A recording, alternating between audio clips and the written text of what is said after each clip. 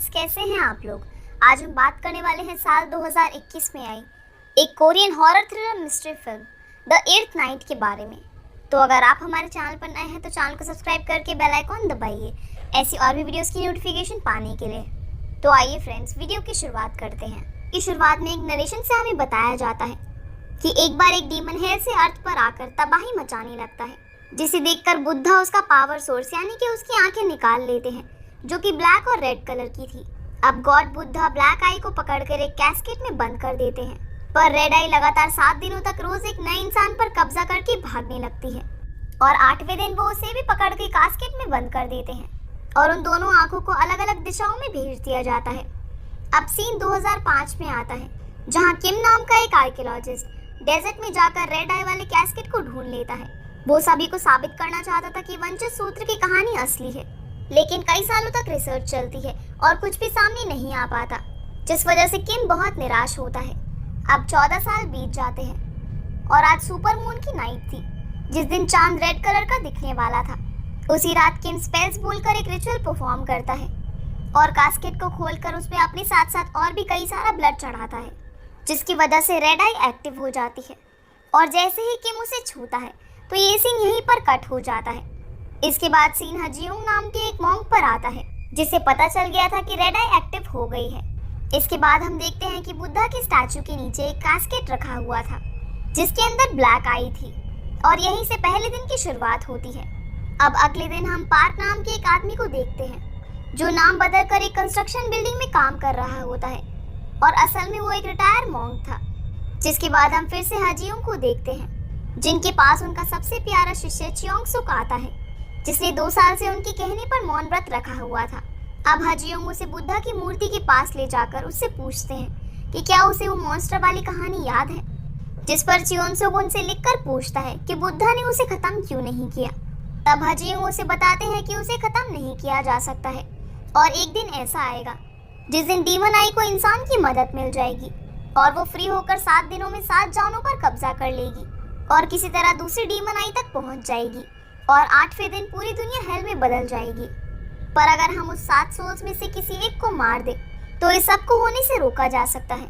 इतना बताकर हजियोंग वहां से चले जाते हैं। जिसके बाद हम एक हंटर को जंगल में शिकार करते हुए देखते हैं। तभी वहां पर एक आदमी हंटर के पीछे आकर उसके कंधे पर हाथ रखता है और सीन यहीं पर कट होकर अगले दिन की शुरुआत हो जाती है, यानी कि रेड आई ने अपना काम शुरू कर दिया था और उसका पहला शिकार किम था। अब इसके बाद हम हंटर को एक होटल में जाते हुए देखते हैं। वो एक रूम में पहुंच जाता है जहां पर एक कपल होते हैं और वो कपल उस हंटर को देखकर डर जाते हैं। जिसके बाद ये सीन यहीं पर कट हो जाता है।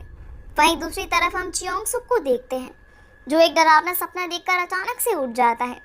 तब हजियोंग उसे कहते हैं कि बुरे सपने की वजह से कभी भटकना मत, और फिर वो कास्केट देकर उसे पार्क को ढूंढने के लिए बोलते हैं और ये बताने के लिए कि मॉन्स्टर वापस आ गया है।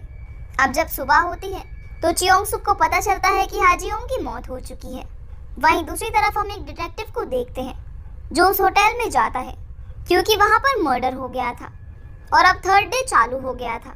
जब डिटेक्टिव रूम में जाता है तो उसे पता चलता है कि उन कपल्स में से सिर्फ मेल का ही कत्ल हुआ है और फीमेल को सुबह होटल से चेकआउट करते देखा गया है। साथ ही हंटर की डेड बॉडी भी उन्हें वहीं पर मिलती है, जो कि पूरी तरह से सड़ चुकी थी। और ये देखकर वो लोग बहुत ज़्यादा शॉक हो जाते हैं, क्योंकि उसकी मौत पिछली रात ही हुई थी। जिसके बाद हम चियोंग सुक को देखते हैं, जो एक मॉन्क से पार्क का एड्रेस लेकर एक बैग में कास्केट रखकर सिटी की तरफ निकल जाता है। वहीं दूसरी तरफ कुछ समय बाद उन डिटेक्टिव्स को उस फीमेल की बॉडी भी मिल जाती है, जो बिल्कुल हंटर की बॉडी की तरह ही सड़ चुकी थी। और इसी के साथ ही 4th डे चालू हो जाता है। चियोंग सुक शहर में पहुंचकर पार्क के बारे में पता लगा रहा होता है और इसी बीच उसका बैग चोरी हो जाता है, जिसमें कास्केट रखा हुआ था। भीड़ के बीच चियोंग सुक को एक लड़की दिखती है, जो अचानक से ही वहां से गायब हो जाती है। जिसके बाद चियोंग सुक इसी तरह पार्क का घर ढूंढता है और वहीं पर उसका इंतजार करता है। जब पार्क रात में घर आता है तो चियोंग सुक उसे सारी बातें बताता है और ये भी बताता है कि उससे वो कास्केट गुम गया है, जो हजियोंग ने उसे देने के लिए कहा था। और अगले सीन में हम देखते हैं कि रेड आई एक-एक करके लोगों को मारने लगती है, क्योंकि दोनों डीमन आई को एक साथ मिलने के लिए 7 लोगों को मारना था। और जब वो 8वें इंसान को पोजेस करेगी, जो उसका रखवाला होगा, तब वो मॉन्स्टर जो भी चाहे वो कर सकता है। अब इसके बाद हम पार्क को हजियोंग की सोल से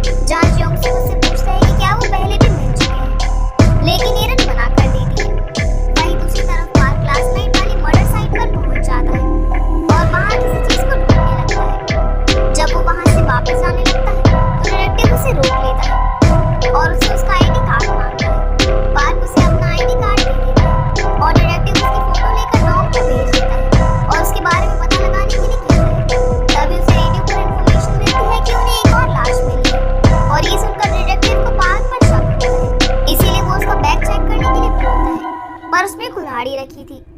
इसीलिए पार्क वहां से भागने लगता है और डिटेक्टिव भी उसके पीछे भागता है। इसी बीच उसके हाथ से मैप गिर जाता है। वहीं दूसरी तरफ बारिश रुकने पर चोंग सुक वहां से जाने लगता है। तभी रास्ते में उसे एक लड़की दिखती है जो रेड आई का शिकार बन चुकी थी। चोंग सुक उसकी हरकतें देखकर बहुत डर जाता है और वहां से भाग जाता है। जिसके बाद हम डिटेक्टिव को डॉग के साथ देखते हैं जो उसे पार्क की पूरी स्टोरी बताता है। और तभी डिटेक्टिव को उस मैप के बारे में याद आता है। इसीलिए वो डॉग के साथ उस लोकेशन पर जाने लगता है। अब डॉग उसे तलिस्मान देते हुए बताता है कि उसने एक साइकिल के पास जाकर बनवाया है, वो इसे अपने पास रखे और ये बुरी आत्मा को दूर रखने के लिए है। डिटेक्टिव को ये सब बिल्कुल भी पसंद नहीं आता, पर वो डॉग के कहने पर उसे अपने पास रख लेता है। जिसके बाद वो दोनों लोकेशन पर पहुंचकर मैप को उठाते हैं। वहीं दूसरी तरफ चोंग सुक और पार्क एक साथ मिल जाते हैं और चोंग सुक उसे बताता है कि उसने उस साइकिल को ढूंढ लिया है।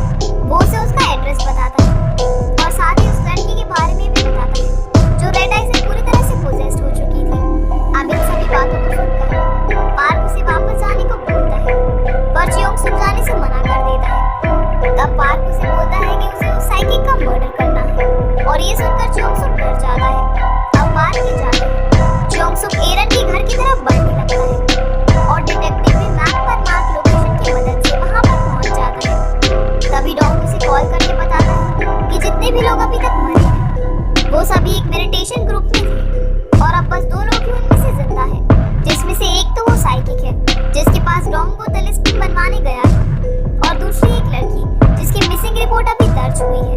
अब ये सुनकर डिटेक्टिव उस साइकिक का एड्रेस लेकर उसके घर की तरफ जाने लगता है। तभी रास्ते में उसे पार्क दिखता है जिसके हाथ में कुल्हाड़ी थी और डिटेक्टिव उसे देखकर उसका पीछा करने लगता है।